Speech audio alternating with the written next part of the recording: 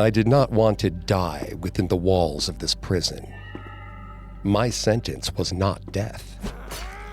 But there were too many of us. Even when the prison opened in 1900, they could never keep an eye on all of us, even if they wanted to. And they didn't. They thought we were filth, and they treated us like filth. And so we died, whether we were meant to or not. Some of us you know. Yes, Pancho Villa was a resident here until he famously escaped. And yes, the American writer William S. Burroughs spent 2 weeks here for shooting his wife in the head. We have our celebrities, but those are few and far between. So many more of us are forgotten, tortured, and murdered in our cells, in the basement, never to be heard from again. Today, when you take a tour of these now sanitized halls, repurposed to house the National Archives, you hear of the collective stories of prison life. How awful it must have been, you muse. It's not real to you. We are not real to you. Our names, our individual voices, have been silenced. They call me the Black Charo when they see me, after my signature matador's costume. They gasp when they see my terrifying face, my recognizable outfit, knowing they're seeing someone from outside their time and space, their easy life. I open my mouth, which is black as night, as black as my Charo costume. And when you look inside, you see the depths of hell, the hell that thousands of us experienced. We will not be forgotten. We are the people whose blood made this place the building that it is. And now you have the audacity to be horrified when you see me. No, this is my house. I am part of the floors, the grass that has overtaken the lawn. We all are. They think they can rid this place of its crimes. They think they can turn it into a museum, give a tour, and its shadows will be forgiven, their sins atoned. The prison finally shut its doors in 1976, but every year of its existence was a blight on human decency, a blight on justice. The building was going to be destroyed after the prison was shut down, but the people of Mexico defended it. Those who didn't know any better. Those who didn't know that the past should be destroyed. The historian Eduardo Blanquel defended this den of iniquity, saying, "The stones are not guilty of the crimes." No, but we are. And we're still here.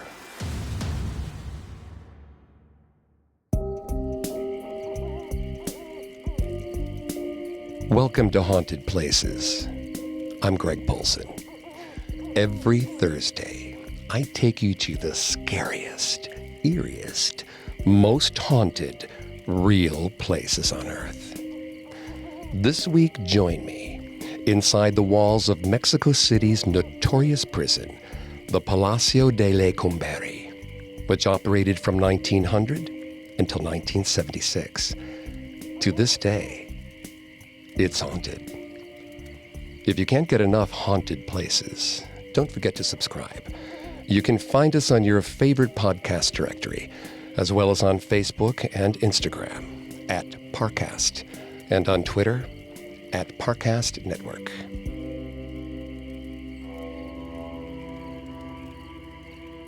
The Palacio de Lecumberri began construction in 1888, and its doors opened 2 years later. A monolith that took up 24 city blocks. It was built primarily to incarcerate major political adversaries of the president at the time, Porfirio Diaz. though there are many reasons you could find yourself in the Black Palace. It doesn't matter what you did, whether you're a depraved murderer or simply a student whose political views do not align with the current government. You're here now. A day in the life at the Palacio de Lecumberri is not for the faint of heart. This is the most feared building in all of Mexico. It's a fortress designed to intimidate and control. Its reputation precedes itself. A young college student arrives on a summer day in 1970. He's a politico, a political prisoner arrested at a rally. He knows he will probably never see the sun again or go dancing with his friends. He sees the Life magazine article that was published in 1950. They called this pit, quote, an animal cage for great and petty criminals who murdered each other in knife brawls and lived in depravity in overcrowded cells, end quote. And now, he's here. He's a victim of Mexico's dirty war. He's one of thousands of leftists, students, intellectuals, labor leaders that are crammed into this facility, rounded up like cattle, and thrown away. Guided into the rondine, the circular walkway that is center of the prison, the belly of the beast, he sees the central machine gun tower, looming 150 feet above the floor. This evil eye watches over all. An invisible, all-knowing presence that is there to keep the peace. But mostly the men up there ignore the screams, silently condoning the atrocities that are occurring all around them, as if the humans are ants crawling over one another, meant to be squashed. The boy can barely make sense of the volume of people surrounding him. The prison was created to house approximately 800 men and women in individual cells, but there are almost 4,000 people here. There are about 15 human beings stuffed into each tiny, cramped cell, just a few meters wide and deep, arms and legs poking out of the bars, backs against the wall, faces sweating, breathing inches apart from each other. The stench of unclean flesh is almost unbearable. In this design, wings branch out from a central point, in this case, the central tower. As he is shoved towards his new home, he peers down the infamous and harrowing Dormitory A. This is where the most vile criminals are kept. Serial killers. Men who have already been in prison. Men who can no longer function in society. But he gets a fate even worse. Dormitory M for the politicos. Isolated. Raped by more dangerous inmates. Tortured by the state. Here, standing up to the government is a worse crime than taking a life. Everyone is forced into fajina, compulsory menial labor, and he is subjected to things like the chocho, hauling a 50-pound rock back and forth in the bathroom all day while being whipped. The young man endures additional torture. He's wrapped like a mummy in cloth and dunked into water until he almost drowns. He has no rights here. Because this student is a social cancer. The politicos here are treated worse than gringo drugueros and even the child molesters. The young man is never seen by his family again. Disappeared into the bowels of the Palacio. This was not uncommon. Hundreds of people stepped into this institution and never stepped out. And sometimes they never even left in the afterlife. Who knows why the spirits remain here long after they have to, shackled to a prison that's no longer a prison, bound to a world they are no longer physically tethered to. We'll return to our story in just a moment from the Parcast Network. And now, let's continue the story.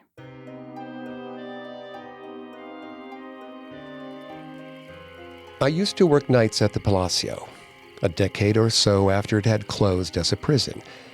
I was there after everyone went home, cleaning the reception area after the clerks and archivists went home, sweeping up the candy wrappers the visitors had dropped on their tours. When the building became a tomb. When I finished each night, I took my supplies to the bodeguita, the storage closet, down a long hallway away from the offices and the files.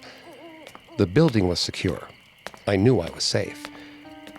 Yet every time I walked down that long corridor, the hairs on my arms stood on end. I got the chills, as if I might bump into someone or something. I knew that I was alone. At least, that's what I told myself.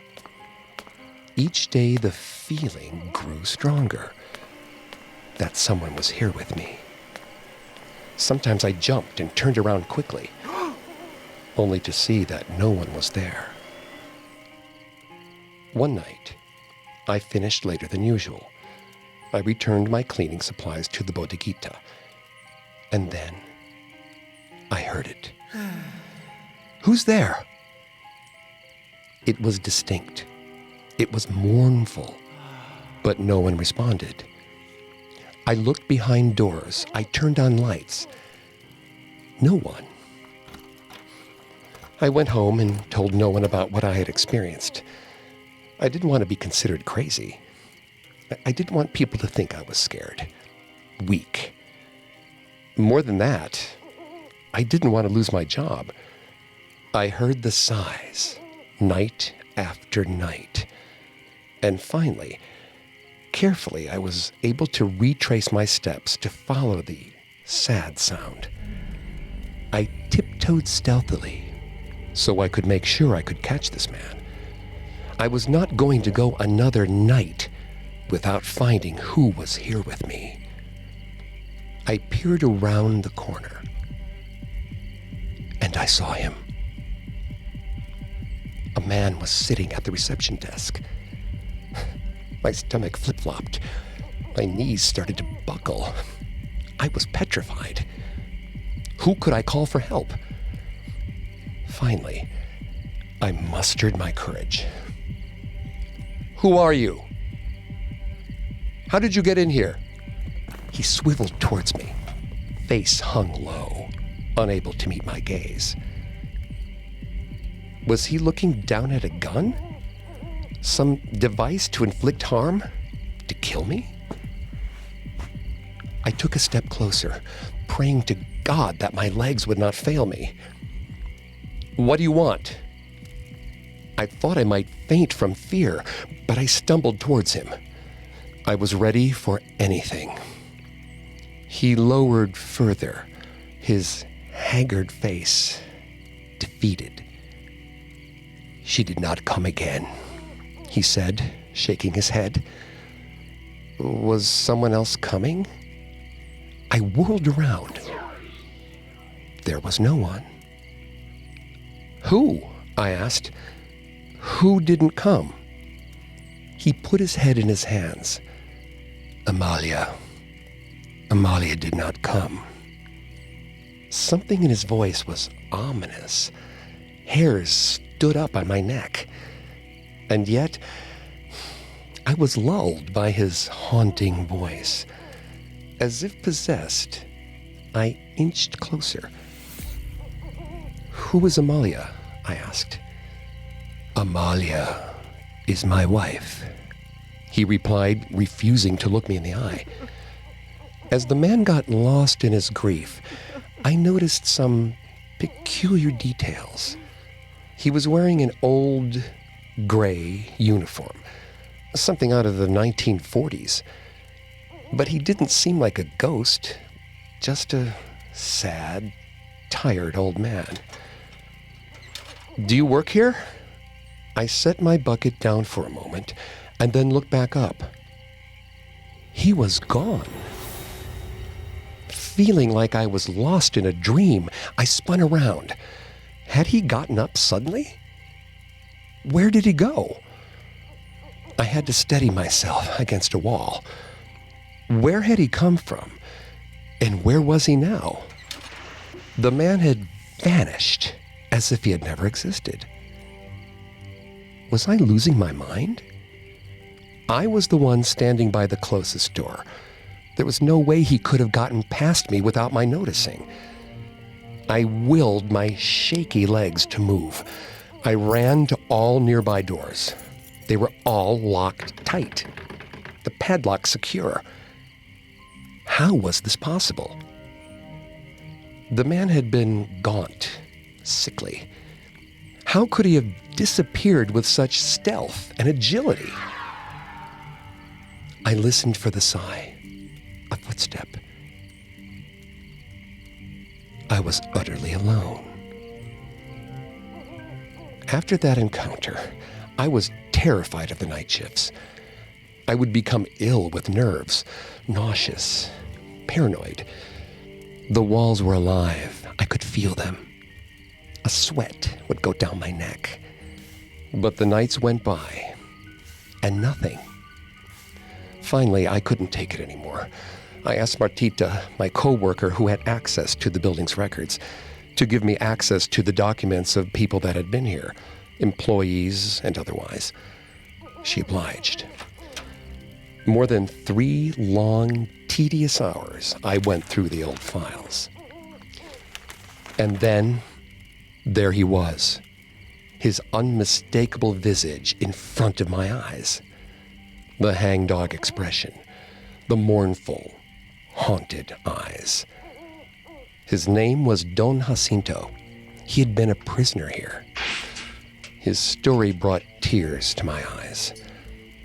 Don Jacinto had been married to a woman named Amalia. He loved her more than anything in the entire world. She was his soulmate, his eternal flame. To Don Jacinto, she hung the moon. He would be loyal to her till the very end. But she betrayed him. She cheated on him with his friend. And her devious ways didn't stop there. She was a devil in disguise. Don Jacinto was a bricklayer for a very wealthy woman. Amalia and her lover knew this. They hatched a plot to steal from her. Using Don Jacinto's keys, they entered into her home, robbing her of her money, her jewelry, her valuables. And when they were discovered, they smashed her head in with Don Jacinto's hammer. An arduous trial followed.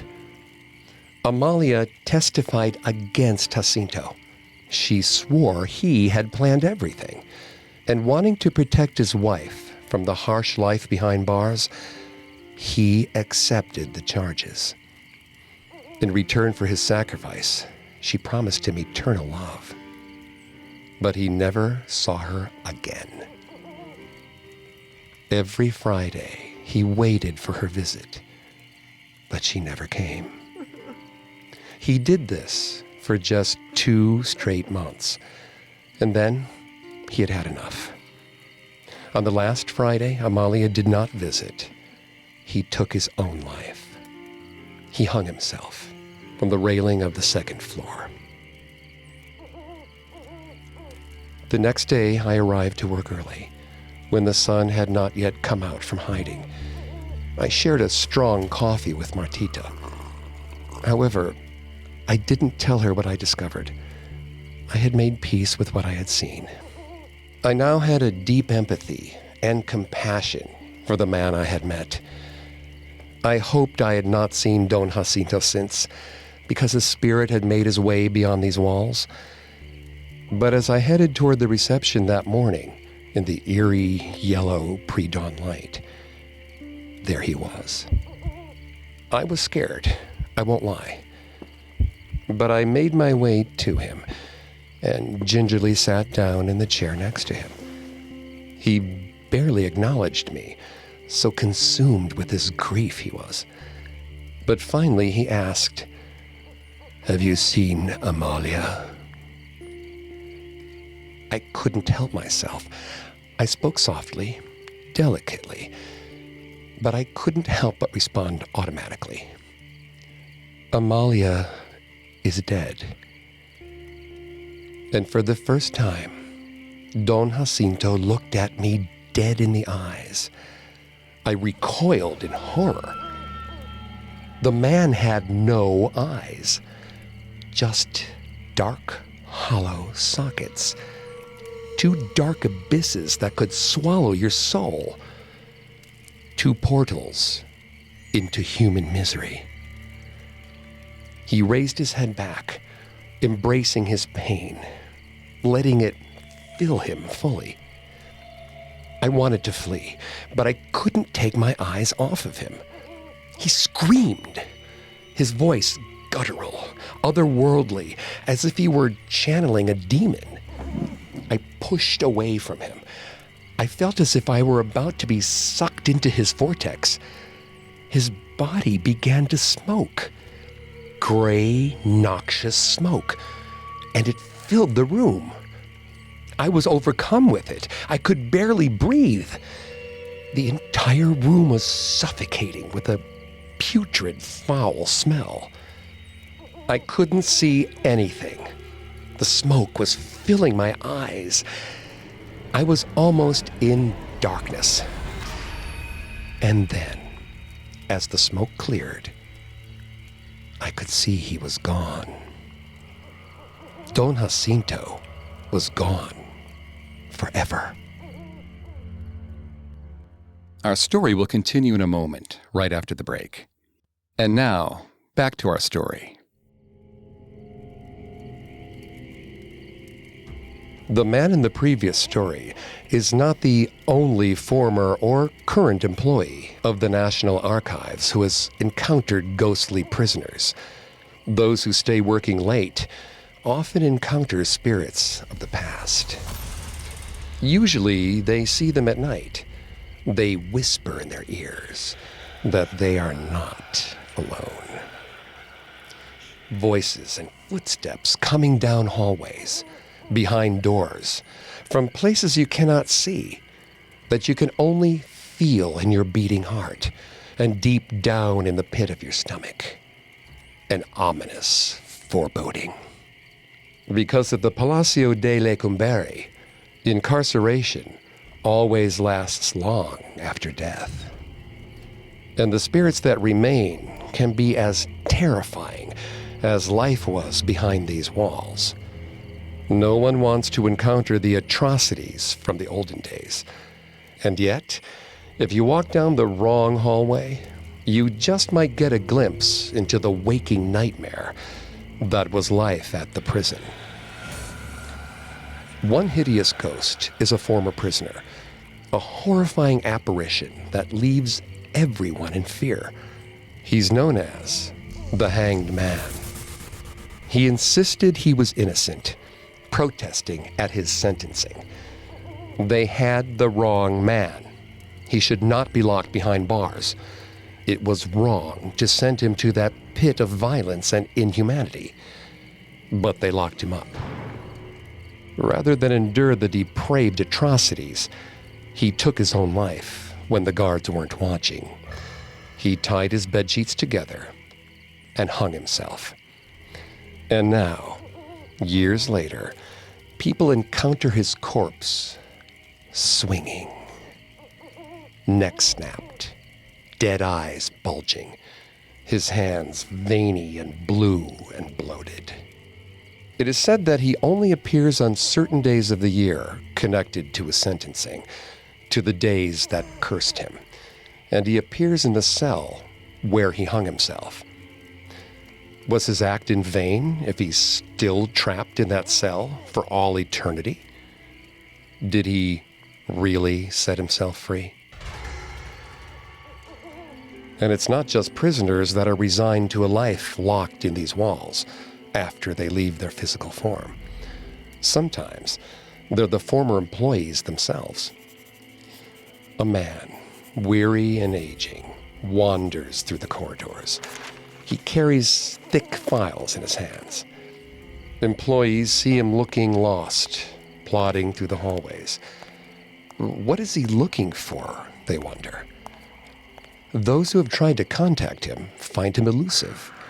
He'll move away, disappearing, as if not wanting to be seen, trying to fade into the walls, perhaps trying to escape. So many of the spirits here want to communicate, want to impart their suffering, their demons onto the living. But maybe this one wants to remain invisible because he's afraid to tell you what he's seen. It's believed he is a former employee who worked here during the transition from prison to archive. But why is he still here? Will this always be a fortress of imprisonment? And those who do not see the present time wander and wander these halls unto infinity. And yet another employee is even more mysterious. He makes himself known, but he never visits the same person twice. He claims to be a doctor and always appears in doctor scrubs. He insists that he is here to help the sick. In fact, he's been called in. He's reporting for duty. However, the people he approaches never know what he's talking about. They call the Archives Command Center, inquiring if there are any indisposed employees requesting a doctor. And each time, the individual reports back that no, there have been no complaints of anyone under the weather. In fact, even more perplexing, the section of the building that the doctor keeps referring to no longer exists. After they call, they always return to him, thinking that they have run into a madman. Should they call security? But they find he's no longer there, vanished into thin air. Extensive searches have been conducted to find this doctor, and they yield nothing.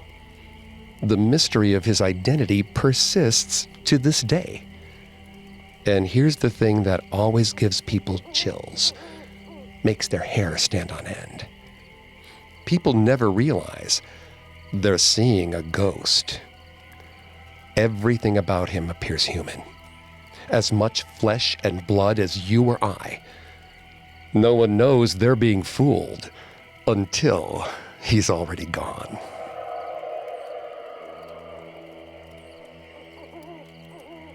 Some people behave badly in prison, even by Palacio standards. Men whose actions behind bars were reprehensible, even within the norms of this broken, depraved ecosystem. The prisoners that were considered beyond rehabilitation were kept separate, even from known murderers. These were men that were considered beyond the pale, and these people didn't even get a place indoors. They were corralled in an area outside the Torreon Sur, or South Tower, particularly in the 1950s, when a crime wave during 1949 sent the population of the prisons skyrocketing. The prisoners were kept on the lawn, with no protection from the wind or the rain or the cold, with no shade to protect them from the sun. These men were shown no mercy. Today, a policewoman patrols the grounds at night. It's no longer a prison, but there is still security each night that patrols these important national grounds. And while the National Archives may be innocuous enough, she knows the truth of what remains at this place, even if it's just a knowing in her marrow, something that cannot be perceived with the mind.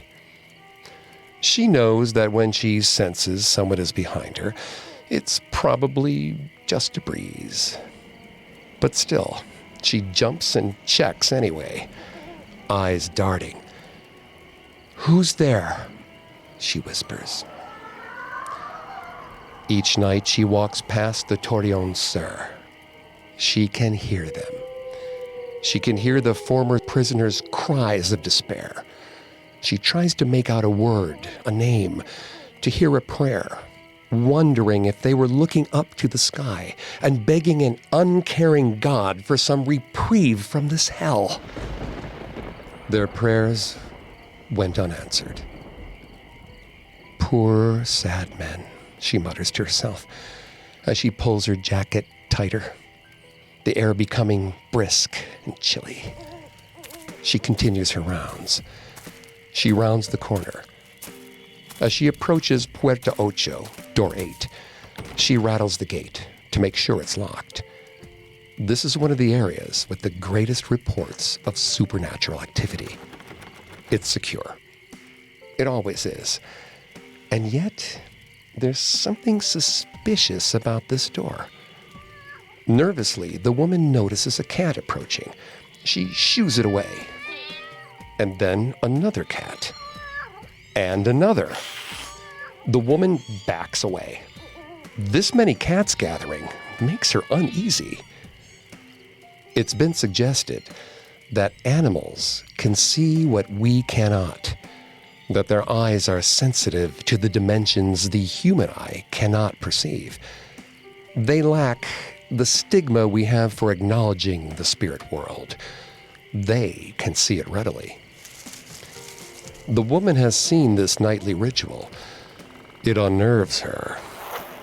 Legend has it that the cats were attracted to the prison after it closed because of the rats that overtook the empty grounds. But the woman cannot see the rats she hears about. She looks around, trying to find the menace they were after. They're agitated, yowling for the entirety of the night. They look past her, through her. She turns around to see what they're seeing, and each time, she sees nothing. But what she feels is terror. She can feel the rats. So why do the cats gather? Dozens of cats, ready to pounce, hissing and growling into the night. As people will tell you, there are no rats to be seen. Perhaps the rats they scare away are ghosts of the past. The ghosts that never leave.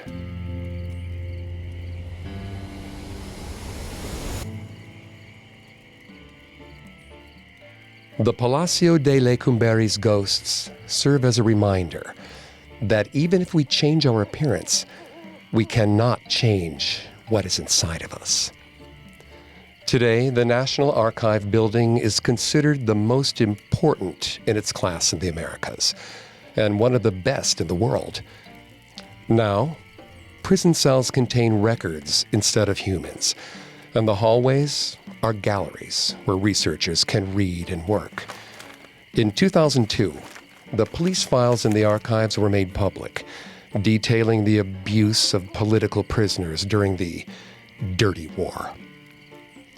So in a way, these cells still contain violence and horror. Inside the heart of the Palacio, there is still a dark history of human abuse and wretchedness. Not just the humans who committed vile acts, but the political prisoners who were forced to suffer at the hands of the government. These ghosts remind us never to forget what we are capable of.